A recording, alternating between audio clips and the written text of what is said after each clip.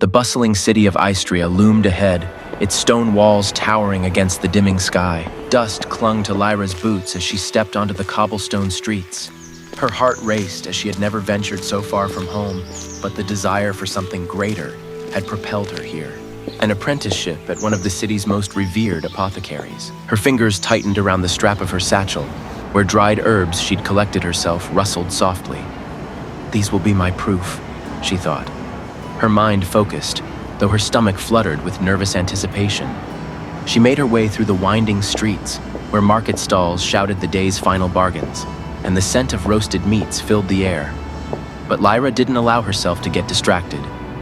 The apothecary, marked by a faded wooden sign with a mortar and pestle, sat nestled in the quieter part of town. As she approached, her breath hitched. This is it. The door creaked as she entered, and the scent of lavender and sage washed over her like a familiar embrace. Shelves lined with jars, dried herbs, and vials surrounded the small, dim room. It felt like stepping into an ancient secret, a sanctuary hidden away from the chaos outside.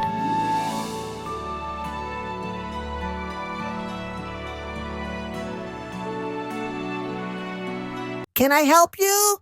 Lyra snapped her gaze to the back of the shop, where an old man stood, hunched but sturdy. That's wonderful.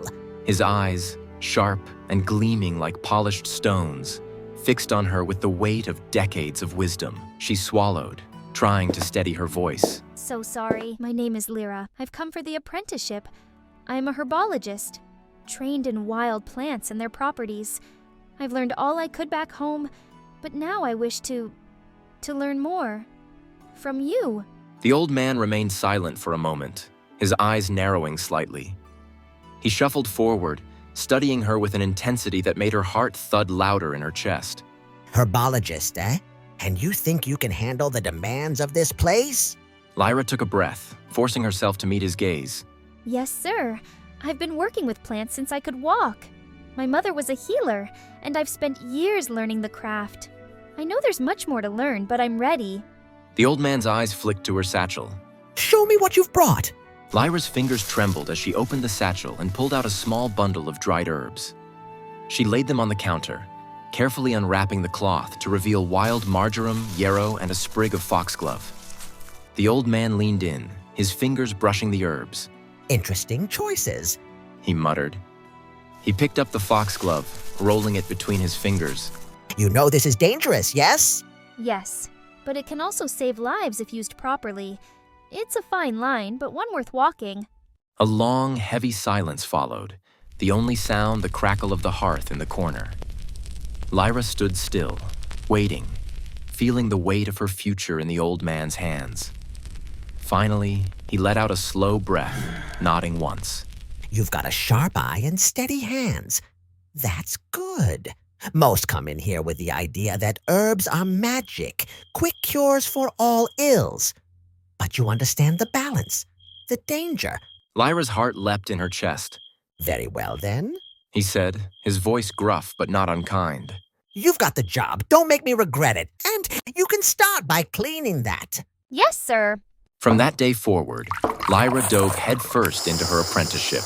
The old man, who she learned was called Master Rorik, wasted no time in testing her abilities. He was not a patient teacher, but a demanding one, expecting nothing less than perfection. And Lyra rose to the challenge. From dawn until dusk, she worked in the apothecary, sorting herbs, mixing tinctures, and preparing poultices for the steady stream of customers. And Master Rorik's clientele ranged from desperate peasants seeking remedies for fever to the wealthy elite looking for cures to ailments that didn't exist. Meanwhile, at the border of the city, the battlefield stretched far beyond the horizon, shrouded in smoke. Rylan, captain of the Eistrean army, stood at the front lines, his cloak flapping in the wind, the insignia of his rank gleaming against the dull gray sky.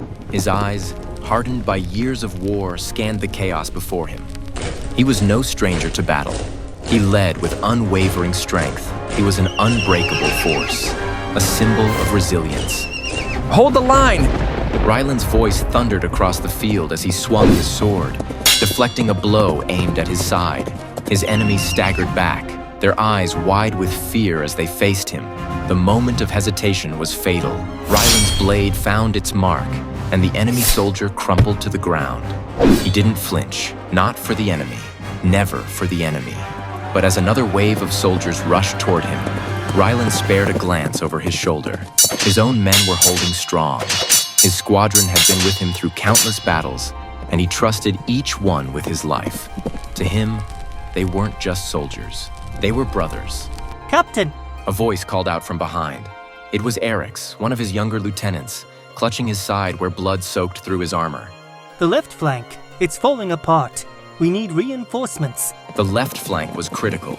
If it broke, the enemy would flood into the city behind them, and all would be lost. Without hesitation, he bellowed orders, his voice cutting through the chaos like a blade. Farron, take your unit and support the left. Now! Eric's, fall back and get that wound looked at. Don't waste your life here. Yes, Captain. The battle raged on, hours melting into a blur of blood and steel. Ryland's armor was stained crimson, but he stood tall, his men rallying behind him. They had managed to hold the line. The battlefield echoed with the swords clashing and now mingled with the distant sounds of retreating soldiers, some surrendering and being taken as prisoners of war. As dusk began to fall, Ryland walked through the aftermath, his boots heavy with mud. His men were tending to the wounded, their expressions grim, their movements slow with exhaustion.